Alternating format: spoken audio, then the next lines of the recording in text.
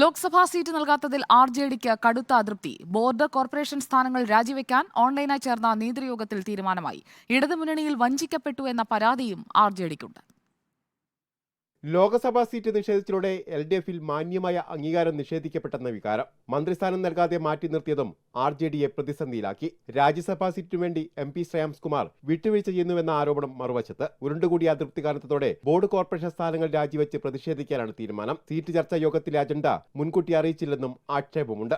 LDFിൽ party വഞ്ചിക്കപ്പെട്ടെന്ന് RJD സംസ്ഥാന general secretary Saleem Madavoor പറഞ്ഞു. പാർട്ടിയിൽ വളരെ ശക്തമായ പ്രതിഷേധമുണ്ട്. ജനതാ പ്രസ്ഥാനത്തിന് സീറ്റില്ലാത്തൊരു തെരഞ്ഞെടുപ്പ് അത് കഴിഞ്ഞ തവണയും നിഷേധിച്ചു. ഇത്തവണ സീറ്റ് ഉണ്ടാവുമെന്ന് പറഞ്ഞു ലോക്സഭയിൽ. പക്ഷേ ഇത്തവണയും കിട്ടിയിട്ടില്ല. വീണ്ടും വഞ്ചിക്കപ്പെട്ടൊരവസ്ഥയാണ് പാർട്ടിയെ സംബന്ധിച്ചിടത്തോളം, പ്രവർത്തകരെ സംബന്ധിച്ചിടത്തോളം ഉള്ളത്. അത് വലിയ പ്രതിഷേധമുണ്ട്. രാഷ്ട്രീയ പാർട്ടിക്ക് ലോക്സഭയും നിയമസഭയുമാണ്.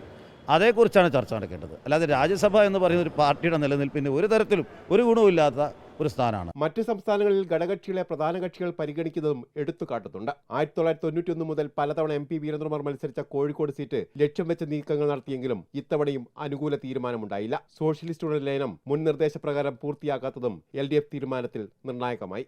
LDFിൽ അവഗണിക്കപ്പെട്ടു എന്ന വികാരം ശക്തമാവുമ്പോൾ ശക്തി കേന്ദ്രങ്ങളായ കോഴിക്കോട്ടും വടകരയിലും സോഷ്യലിസ്റ്റുകളുടെ വോട്ട് UDFിന് അനുകൂലമായാൽ അത് LDFിന്റെ പ്രതീക്ഷകൾക്ക് തിരിച്ചടിയാകും. Reporter AK Abhilash, in reporter, Kozhikode.